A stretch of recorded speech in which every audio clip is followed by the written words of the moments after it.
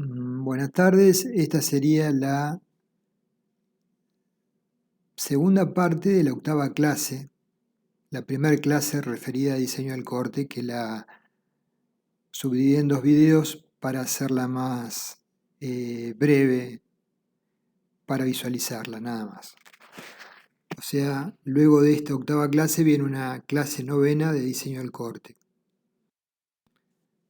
Recordando, tenemos esquemáticamente el modelo que interpretaba Morse en base al reticulado de Ritter-Morse. Era un cordón comprimido conformado por hormigón,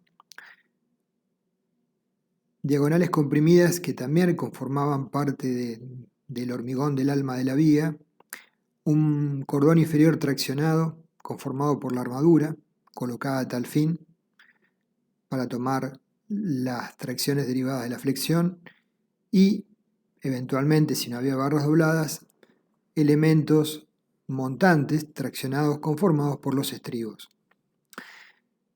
En su momento, Morse, en función del estado del conocimiento, entendía que una vez que se desarrollaba la fisuración diagonal, el hormigón ya no aportaba más a la capacidad del corte, por lo que la totalidad del corte tenía que ser tomado con estribos.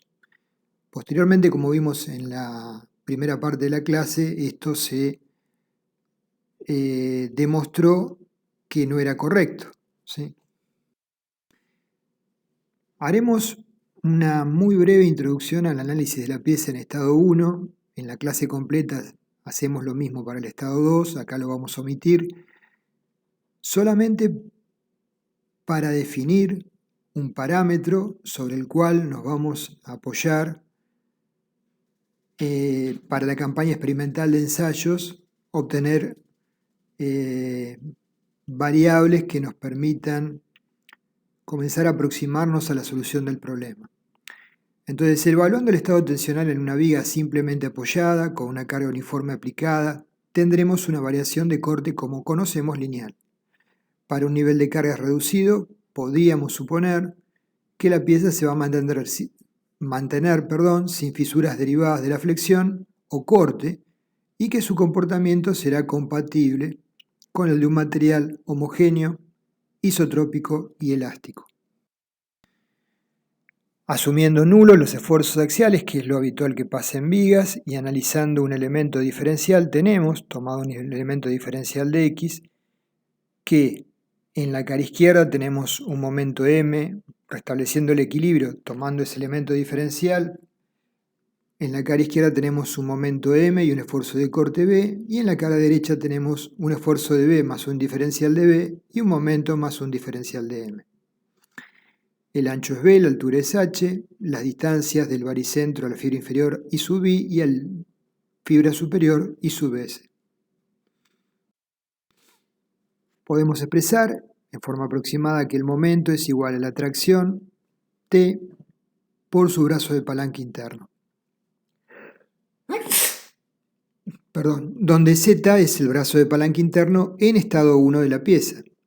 Entonces, si cortamos por debajo del baricentro, denominado como el eje N, una sección rayada como la A, desde A hasta la fibra inferior, tenemos que la tracción en la cara izquierda, producto de integrar las tensiones básicamente sobre el hormigón traccionado, nos da un valor de T, y en la cara derecha un diferencial de X, en el sentido de los momentos crecientes, nos da un T más un diferencial de T. Por equilibrio, nosotros tenemos la situación que marcamos precedentemente. Se va a tener que desarrollar a lo largo de la sección de corte a una distancia I sub A del eje, tensiones tau, que a lo largo del ancho B, multiplicadas por ese diferencial de X, tienen que equilibrar el diferencial de tau sub I, que aparece a la derecha.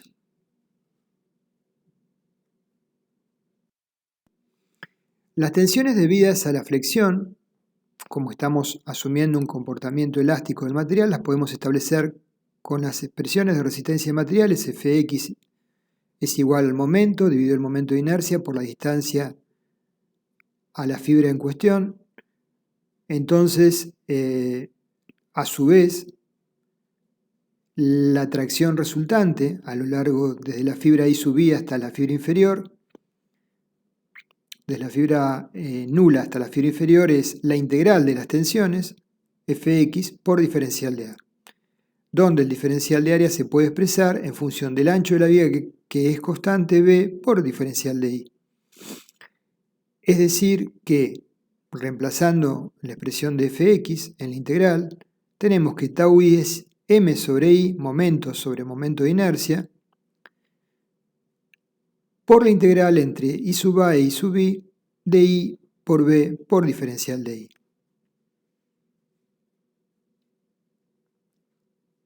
Recordando lo que sabemos de resistencia de materiales, el momento estático respecto del baricentro de la sección, que tiende a deslizar entre las fibras I sub A e I sub I, lo denominamos SA. Entonces tenemos que la tracción T sub I es igual al momento dividido el momento de inercia, momento flector dividido el momento de inercia, por el momento estático SA. Por equilibrio, diferencial de tau I, como vimos, es las tensiones tau por el ancho B por diferencial de X. Despejando las tensiones tau, nos quedan tau igual a diferencial de tau I dividido B por diferencial de X. Reemplazando por el valor obtenido de T sub I igual a M sobre I por SA, tenemos la expresión de la tensión tau, abajo es 1 sobre B por diferencial de M sobre I por SA, diferencial de X. Tanto SA como I son constantes, por lo tanto nos queda 1 sobre B por dm de X por SA sobre I. La derivada del momento respecto de X sabemos que es el corte, ¿sí? Y por tanto las tensiones tau es igual a 1 sobre el ancho B por el corte en la sección por el momento estático SA sobre el momento de inercia I. A nivel del eje neutro, SA se convierte en S0 y tau 0 es B por S0 sobre B por I. Si recordamos la expresión de control de fisuras, de control de tensiones de corte, del CIRSOC 201.82, es justamente tau igual a B sobre B por Z. Ahora vamos a ver que la expresión anterior coincide con esta, o sea, el esfuerzo de corte dividido el ancho por el brazo, dividido el brazo interno entre las fuerzas de compresión y tracción. Nosotros podemos, en función de que M es T por Z, podemos despejar el valor de Z y reemplazando la expresión de M correspondiente, obtenemos que el momento de inercia sobre el momento estático S0 es igual a Z y por lo tanto la expresión que vimos, tau, es igual a B sobre B por Z. Esta es justamente la expresión que utiliza como parámetro de comparación el CIRSOC 201.82 para evaluar el nivel de tensiones de corte en una pieza. Y a partir de ahí definía 3 zonas y definía los criterios a aplicar en función de esas 3 tensiones de referencia en las distintas zonas. Tensiones de corte reducidas, intermedias, elevadas, o por encima de un cierto valor, tau 0,3, había que rediseñar la pieza porque podía romper eventualmente por las tensiones en las bielas comprimidas de hormigón del alma. Entonces, lo que hemos logrado es una expresión que podemos, en lugar de expresarla tau 0 B sobre B por Z, expresarla en función de la altura útil, porque en realidad no representa lo anterior la distribución real de tensiones en la sección, que no conocemos. Entonces, el brazo de palanca interno se puede obtener estimándolo en función de la altura útil. Una posibilidad que tenemos perfectamente viable es expresar esa expresión en función de la altura útil directamente. Del ensayo realizado a la viga sin armadura de corte definimos como un parámetro muy importante, la determinación de la carga que conduce a la aparición de la fisura diagonal en la pieza, o bien la determinación de aquella tensión de corte para la cual se produce la fisura diagonal. Entonces, como valor de cálculo de esa tensión tangencial, dado que los métodos de cálculo se fundamentan en ensayos, expresiones empíricas, para que los resultados de los mismos puedan extrapolarse a la práctica corriente de diseño, es necesario definir un parámetro de comparación que establezca el campo de validez donde la teoría está avalada por ensayos. Y este parámetro que podemos utilizar es el valor de la tensión tangencial recientemente hallada, calculada como tau igual a BU sobre B por D. Según sean las condiciones de carga y tipo de apoyo de la viga, se pueden presentar distintas combinaciones de momento flector y esfuerzos de corte asociados en una sección crítica. A la izquierda vemos una viga simplemente apoyada, donde en las cercanías del apoyo el corte es máximo y el momento es nulo. A la derecha vemos una viga continua, en la zona de apoyo interior el momento es máximo y el corte también es máximo. La combinación de los valores asociados de momento y corte van a definir la dirección y el valor de la tensión principal de tracción y consecuentemente con ello van a definir el tipo de fisuras y el tipo de falla. Donde el corte sea dominante y el momento no, va a haber fisuras de corte en el alma. Donde ambos esfuerzos sean coexistentes con intensidades importantes, a partir de una fisura de flexión se va a desarrollar la fisura en el alma. Si nos encontramos en una zona de la pieza en donde el esfuerzo de corte es elevado y el momento flector muy reducido, la tensión principal de tracción tiene una inclinación, como hemos mencionado, de aproximadamente 45 grados y su valor será igual a la tensión de corte. La fisuración va a empezar en una zona interior del alma.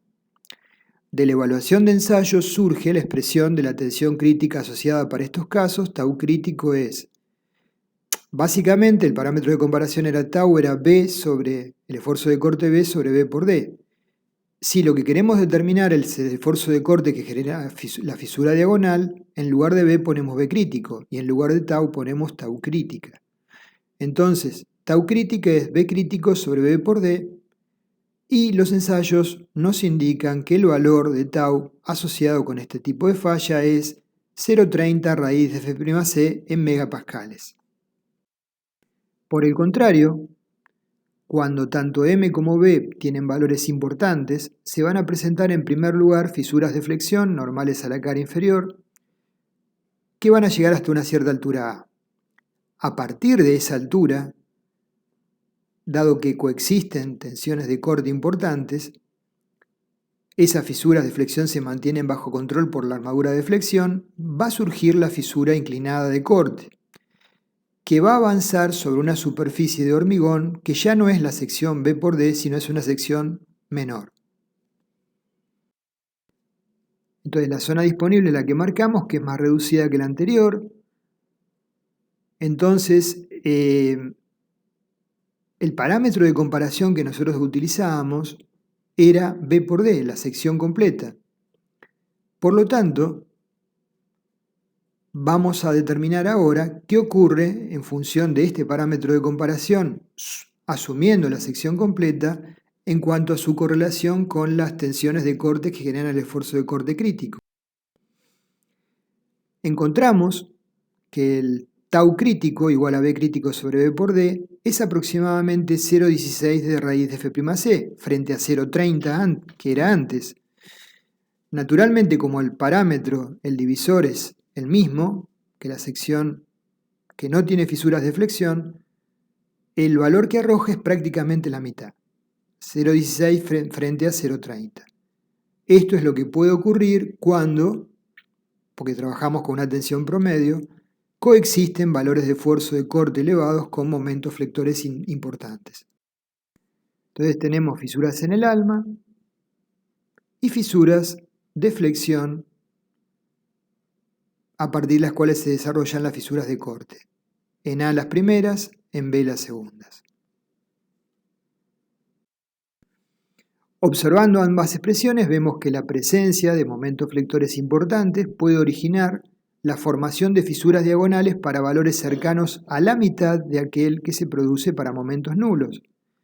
Para momentos nulos, tau crítico es aproximadamente igual a 0,30 de raíz de F'C, y para momentos importantes que coexistan con valores de corte importantes, tau crítico es aproximadamente igual a 0,16 de raíz de F'C.